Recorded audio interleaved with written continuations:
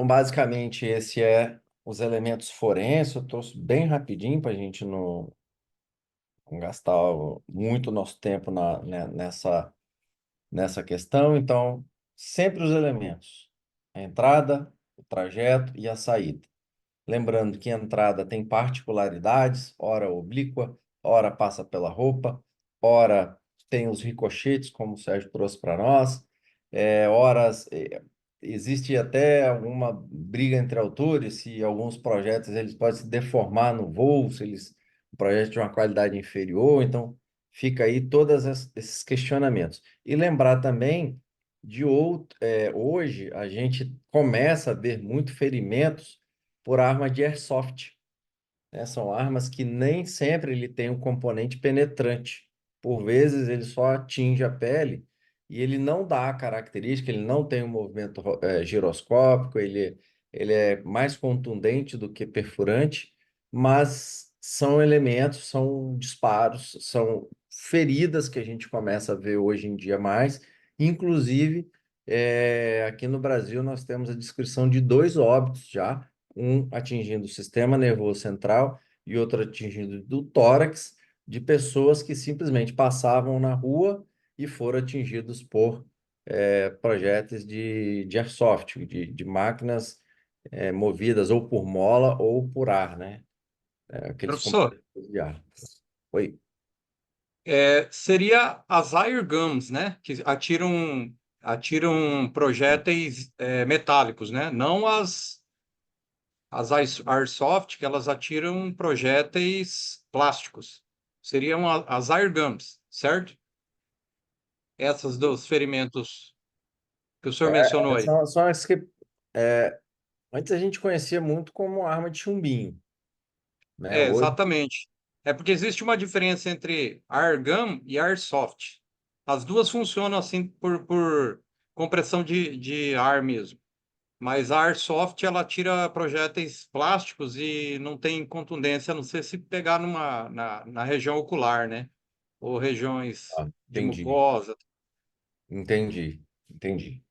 É isso mesmo. Então a gente está falando aí das armas de chumbinho, airguns. Isso, isso mesmo. Ótimo, sim. Obrigado, obrigado pela correção. Legal, pessoal. Vamos aqui chegando para a última parte. Vamos falar um pouco da incapacitação. Depois a gente vai para os comentários finais. A incapacitação é um evento em que, principalmente quem lida com situação de reféns, né, é aquele disparo procurado pelo atirador de precisão, né? Alguns chamam de sniper, outros de precisão, que é a incapacitação do agressor, principalmente com um processo onde envolva vítimas. Mas também seria a, lá dentro da legítima defesa, quando você repele, você quer que a pessoa pare de te agredir injustamente. Então a gente deseja que essa pessoa fique incapacitada. Não o incapacitado do INSS, né? Aquele incapacitado que ele vai parar de te agredir, ou ele vai parar de deferir a injusta agressão. Então vamos dar uma olhadinha quais são os mecanismos, como ela funciona. Então, só para a gente dar uma recapitulada, nós entendemos ali que ferimentos na cabeça, eles tiram a consciência rápido demais, e ferimentos em grandes vasos ou no coração vão demorar um pouquinho ali para tirar a consciência. Ter incapacitação, a gente precisa falar em consciência, ou que, de alguma forma, o agressor pare, seja por desencorajamento, aí envolve fatores psicológicos, né? Seja por dor, né? Mas o contrário acontece também. Aqueles que estão muito motivados, seja por questões religiosas ou questões de entorpecentes, de estimulantes associados nesse movimento de agressão, eles podem não, os fatores psicológicos ou aquela desistência, ela pode não estar presente. Quando a gente fala de captação, então, as armas de fogo policiais, o que que ela quer? Ela está destinada a interromper essa atividade, essa injusta atividade, né? Por isso, se busca a incapacitação. Tivemos ali, né, no final dos anos 80, 90, ali entre aquela região, aquele famoso tiroteio lá nos Estados Unidos, onde múltiplos agentes de segurança atiravam contra dois suspeitos, eles atiraram contra os policiais e ali não se tinha a incapacitação dos dois, estavam com armas de grande calibre, de alta velocidade, grande calibre no sentido de alta velocidade, tinham ali as proteções, os coletes balísticos, e acabaram ferindo e matando, se eu não me engano, dois policiais naquela, naquela fatalidade. E aí que veio, então, a tentativa de desenvolver aquele projétil que, com um tiro, cessaria a injusta agressão, né? E aí teve toda aquela.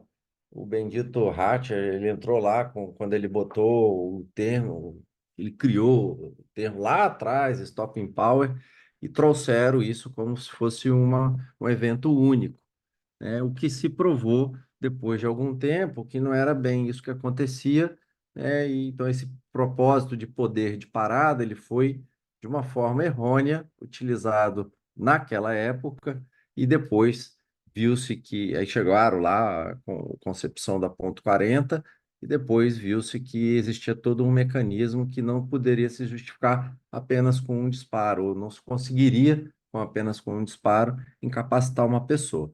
E aí aquela grande polêmica, tem amigos meus hoje que se eu estiver pensando em stop power por outra maneira, eu falar stop power, rapaz, quase bate em mim. Então, de novo, não estou entrando nessas discussões aí dessas bolas divididas, só estou trazendo o evento da incapacitação. Tanto que a gente não vai usar nem esse nome stop power, não vamos usar incapacitação.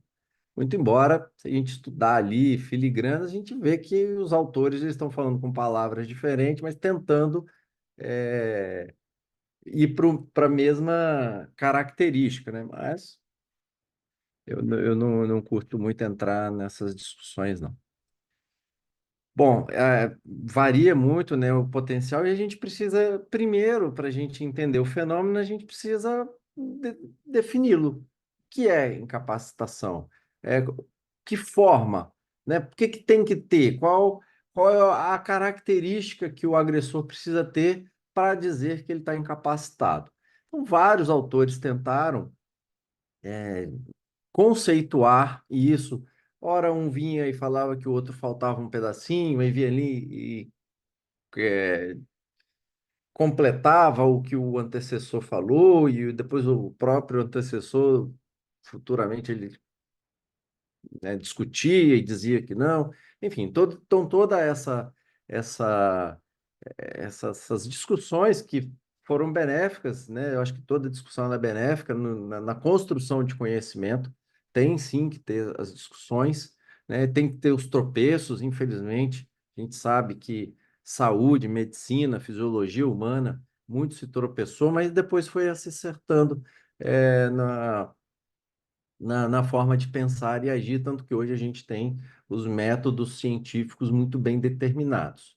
Mas, a grosso modo, o que a gente quer, no final, falar que incapacitação seria a incapacidade de agir de maneira consciente e proposital ao insulto. A reação de luta ou fuga são fenômenos fisiológicos nossos de alta preservação que, quando estamos diante de um grande perigo, nós temos duas reações básicas, muito medulares, muito primitivas. É reagir, lutar contra o agressor ou fugir do agressor. Daí vem esse conceito de lutar ou fugir. Isso são mecanismos humanos bem primitivos, lá do cérebro bem primitivo, tanto que ele não existe só no ser humano, ele existe nos outros mamíferos e até mesmo em hierarquicamente, biologicamente falando, em níveis inferiores, né? Se eu for lá e tentar matar a mosca, ela vai fugir, né? Dificilmente é só um marimbondo que vai te atacar se você estiver lá tentando quebrar o ninho dele lá. Mas o que nós estamos falando, então, é essa incapacidade de agir consciente, proposital e seja lutar ou seja fugir.